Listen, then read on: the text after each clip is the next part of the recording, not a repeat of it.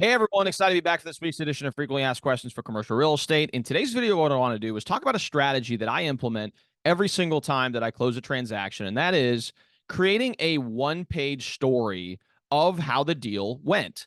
I've done this in a variety of different capacities, obviously physically writing it down and also creating a post that I can share on all different social platforms, go on Canva and highlight exactly the characteristics of the deal that I closed and some of the struggles we overcame. So in today's video, we're going to explain how to structure that story such that it creates the most impact possible. Now, before we dive in this video, I'd greatly appreciate if you can like and subscribe to this channel. It really does help with the YouTube algorithm and ensures more and more people can hear this message and learn about the many facets of commercial real estate. So now you've done that, go and like and subscribe below. Let's go ahead and dive into this episode. All right, so the topic of today's video is creating a one-page, or it doesn't necessarily have to be one page, but a story pertaining to how the transaction took place and ultimately the results you achieve for your clients. I actually learned about this strategy through Bob Knakal. For those of you guys who don't know who Bob Knakal is, he's probably the most prolific commercial real estate broker ever. So definitely go check him out if you're not already following him.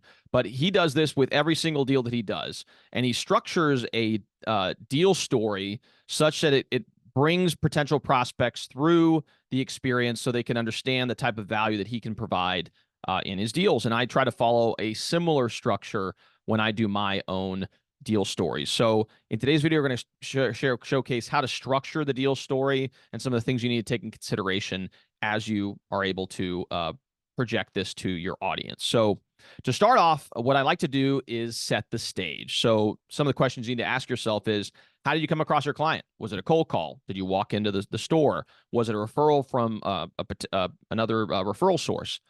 Understanding that and being able to identify that is important. Number two is, how do you find the opportunity? So was this a off-market deal? Was this a deal that had been listed for quite some time but had some value-add components or something that maybe wasn't presented in the best possible light that you could capitalize on? Again, you set the stage with some of those characteristics. So that's number one, is to set the stage. Number two is the negotiation piece. So now that you have your client, now that you've identified the opportunity, you have to go through a process of negotiation with the other party. So highlight how you were able to negotiate. Was it a direct to seller where you were negotiating with the seller? They were in, a situation that they needed money, cash fast. Was it a situation where the property had been sitting for a while, and because of that, the seller was motivated? Was there another characteristic about the property that made it difficult for other buyers to be able to acquire that you yourself as a group were able to capitalize on? Those are the type of things you need to be able to identify. So where did you find the value, and how were you able to negotiate the best possible price for your clients if you were on the buy side? And then on the sales side, understand that as well. Being able to present the offering to the marketplace and be able to draw in the highest possible price for your clients, that could be an opportunity for where you found value. How do you present the value to the marketplace such that you were able to attract the highest possible price out there? So that's number two, is to talk about the negotiation process. Number three is due diligence. Now, obviously, as it's going to be a little bit different whether it's from the buyer side or the seller side. So let's start off with the buyer side to start out. So as you go through the process of due diligence, there's you have to do a physical inspection oftentimes. There's a financial analysis piece. There's also other things that come across your desk, like environmental concerns, et cetera. So really identifying, what did you uncover? Was there something that wasn't the same as the pro forma suggested? Was there an environmental concern that wasn't there before? Again, these are the type of things that you can present in your deal story. And as a result of those uncoverings, or what you found out, what were some of the struggles you faced? Was it something that the lender now had concerns about the performance of the asset because one of the leases was month to month and you thought it was a longer term lease? Maybe there's a tenant in there that was underperforming and wasn't paying rent.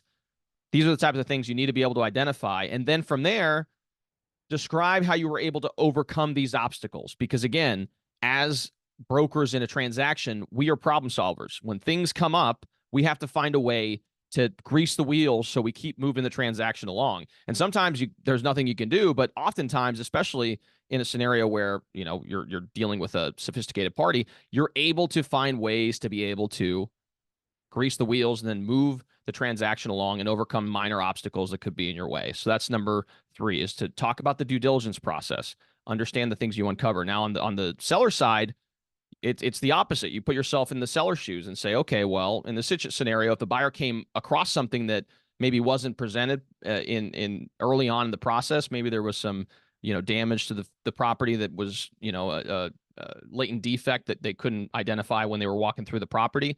That's the type of stuff that you now have to go put your seller hat on and say, okay, well, what were we able to do to be able to mitigate the loss that could potentially be incurred as a result of these new discovery? So that's the type of stuff that you need to consider as you're walking through the process and creating your deal story from the seller side.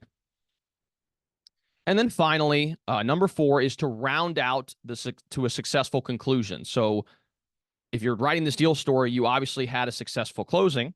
So being able to describe what was the final outcome. Were you able to get the transaction closed, and now your buyers have a great value add asset that they can go and potentially benefit from? Was it the seller was able to sell that property, and now they're retired in Florida and they can do what they want to do with the money that they received after holding that asset for a long period of time? What was the outcome, and what was the benefit to your client, whether that's the buyer or the seller? Being able to describe that is very, very important. Along with that, if you're able to get a testimonial, it's even better. So I often, after my transactions, if it's been a successful transaction, I ask my clients to leave me a review on Google. And I send them a link and make sure that they leave me a review on Google. And when they do leave me a review, I use that review as a testimonial to share with other potential clients down the road. So that's always something to consider, is always asking your clients for a testimonial at the end to make sure that you're able to incorporate some of these testimonials into your marketing strategy. So that's number 4, is to round out to a successful conclusion. And then at the end of your post, or the end of your story, or at the end of the social stuff that you share, have a call to action. Say, if you want a similar result, give me a call at whatever your number is, or whatever your email is. So that's kind of the base outline of how to present a deal story that's compelling, that is going to get your clients, or potential clients, I should say, excited about potentially working with you on a transaction. So hopefully you gain some value from this video. I'd love to hear your guys' feedback, or maybe some strategies that you guys employ within your own business to be able to attract clients. If you guys are looking for commercial real estate here in the Louisville metro and surrounding areas, I'm a commercial real estate agent in town. I'd be more than happy to help you with your search. Feel free to give me a call at 502-536-7315, or you can reach me via email at Raphael@CresanteGroup.com. Along with that, if you guys like this channel, please like and subscribe. It does make a huge impact on our ability to reach a broader audience, and we would greatly appreciate the support. So thanks again so much for tuning in, and we'll see you all next time.